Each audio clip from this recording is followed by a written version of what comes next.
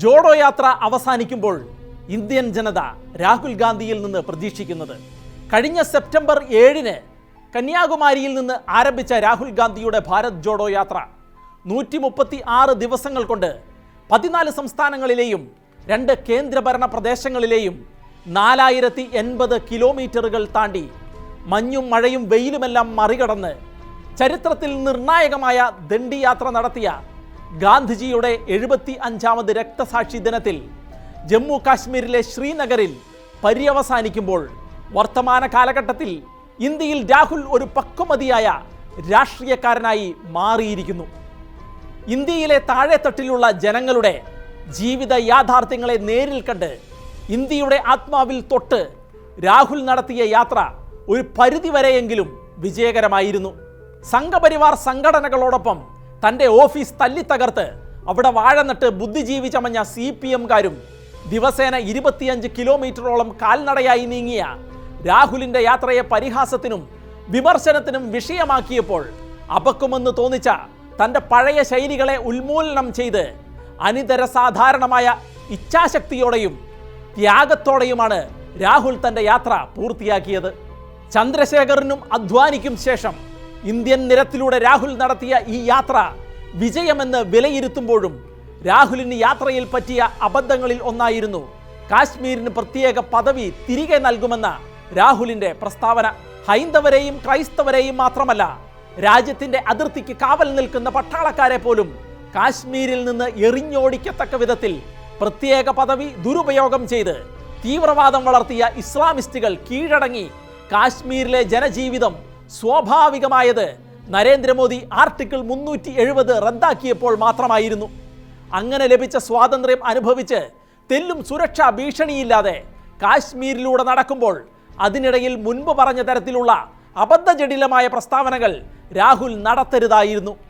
ചതിയുടെയും വഞ്ചനയുടെയും കേളീരംഗമായ Indian രാഷ്ട്രീയത്തിൽ നിന്ന് ഉണ്ടാകുന്ന തിരിച്ചടികൾ കണ്ട് മനം മടുത്ത് മുമ്പൊക്കെ ചെയ്തതുപോലെ വിദേശത്തേക്ക് മുങ്ങുന്ന അവധിയെടുത്ത് ക്രിക്കറ്റ് കളി കാണാൻ പോകുന്ന രാഹുലിനെ അല്ല ഇനി ഇന്ത്യൻ ജനത പ്രതീക്ഷിക്കുന്നത്.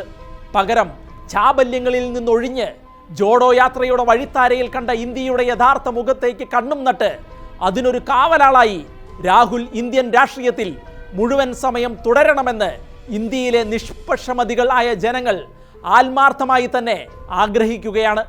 നാനാത്വത്തിലെ ഏകത്വവും വ്യത്യസ്ത മതവിശ്വാസങ്ങളും ജീവിത രീതികളുമുള്ള ആളുകൾ തുല്യ അവകാശത്തിൽ ജീവിക്കുകയും ഭരണത്തിൽ തുല്യ പങ്കാളിത്തം ലഭിക്കുകയും ചെയ്യുന്ന ബഹുസ്വരത ഭാരതത്തിൽ സ്ഥായിയായി നിലനിർത്താൻ രാഹുലിന് കഴിയുമെന്നത് ഇന്ത്യൻ ജനതയുടെ പ്രതീക്ഷയാണ്.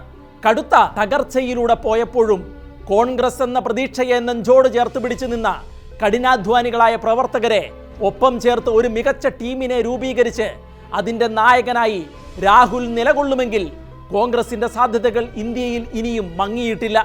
അതിന് ആദ്യം വേണ്ടത് ശശി തരൂരിനെ പോലെ അറിവും ദാർശനിക ബോധവും കഴിവുമുള്ള നേതാക്കന്മാരെ തഴയാതെ യോഗ്യമായ സ്ഥാനങ്ങളിൽ ഇരുത്തി അവരെ വിശ്വാസത്തിലെടുത്ത് പ്രവർത്തിക്കാൻ ആരംഭിക്കണം.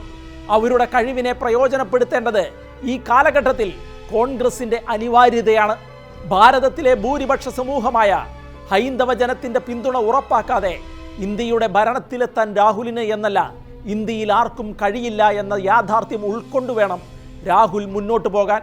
കൃത്യമായ ആസൂത്രണത്തോടെ ഇന്ത്യയിൽ വേഗത്തിൽ വളരുന്ന ഇസ്ലാമിക വോട്ട് ബാങ്കിനെ പ്രീതിപ്പെടുത്താൻ ശ്രമിക്കുന്ന സ്ഥിരം ശൈലിയിൽ നിന്ന് മാറി സഞ്ചരിക്കാൻ ഇനിയെങ്കിലും രാഹുൽ ഗാന്ധിക്ക് കഴിയണം.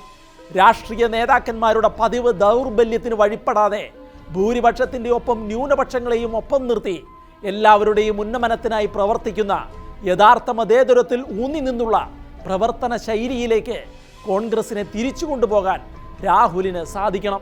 ആധുനിക കാലത്ത് ഇന്ത്യയുടെ ആത്മാവിനെ കണ്ടെത്താൻ കാൽനടയായി സാധാരണക്കാരുടെ ഹൃദയം തൊട്ട് രാഹുൽ നടത്തിയ ഈ യാത്ര ശ്രീനഗറിൽ അവസാനിച്ചിരിക്കുകയാണ്. നിശ്ചയദാർഢ്യത്തോടെയും ത്യാഗത്തോടെയും രാഹുൽ നടത്തിയ ജോഡോ യാത്ര ഇന്ത്യൻ ജനതയുടെ ഹൃദയത്തിൽ രാഹുൽ ഗാന്ധിക്ക് ഒരു പ്രമുഖ സ്ഥാനം നൽകിയിട്ടുണ്ട്. ഇപ്പോൾ ലഭിച്ചിരിക്കുന്ന ആ പ്രതിച്ഛായ ഇവിടം കൊണ്ട് അവസാനിപ്പിക്കാതെ ഇതേ ആവേശത്തിൽ തുടർന്നും കോൺഗ്രസ് പാർട്ടിയെ പുനരുജ്ജീവിപ്പിക്കുന്ന പ്രവർത്തനങ്ങളുമായി മുന്നോട്ട് പോയാൽ തുടർന്നാൽ വരുന്ന തെരഞ്ഞെടുപ്പുകളിൽ രാഹുൽ ഗാന്ധിയുടെ നായകത്വത്തെ ഇന്ത്യൻ ജനത അംഗീകരിക്കുമെന്ന് ഉറപ്പാണ്. അതിന് ആദ്യം വേണ്ടത് രാഹുൽ ലോകസഭയിലെ പ്രതിപക്ഷ നേതാവ് എന്ന സ്ഥാനം ഏറ്റെടുക്കുകയാണ്. ആ സ്ഥാനത്തിരുന്ന് ഇന്ത്യൻ ജനതയുടെ ആവശ്യങ്ങൾക്ക് വേണ്ടി ശബ്ദിക്കുന്ന ശബ്ദമായി മാറുകയും ഒപ്പം തന്നെ ഭാരതം മുഴുവൻ കോൺഗ്രസിനെ പുനരുജ്ജീവിപ്പിക്കുന്ന പ്രവർത്തനങ്ങൾക്ക് നേതൃത്വം വഹിക്കുകയും ചെയ്താൽ 2029 ഒരുപക്ഷെ ഇന്ത്യൻ പ്രധാനമന്ത്രി പദത്തിലേക്ക് എത്താൻ രാഹുൽ ഗാന്ധിക്ക് കഴിഞ്ഞേക്കും. ബഹുദൂരം മുന്നോട്ട് പോകേണ്ട ആ യാത്രയ്ക്ക് വേണ്ട ഊർജവും ഉണർവും ജോഡോ യാത്ര വഴി രാഹുൽ സംഭരിച്ചു കഴിഞ്ഞു എന്ന് വിശ്വസിക്കുകയാണ്. എന്തായാലും ഇന്ത്യയുടെ മനസ്സ് തൊട്ടെറിഞ്ഞ് വിജയകരമായി പൂർത്തിയാക്കിയ ഭാരത് ജോഡോ യാത്രയെ പ്രതി രാഹുൽ ഗാന്ധിക്ക് അഭിനന്ദനങ്ങൾ.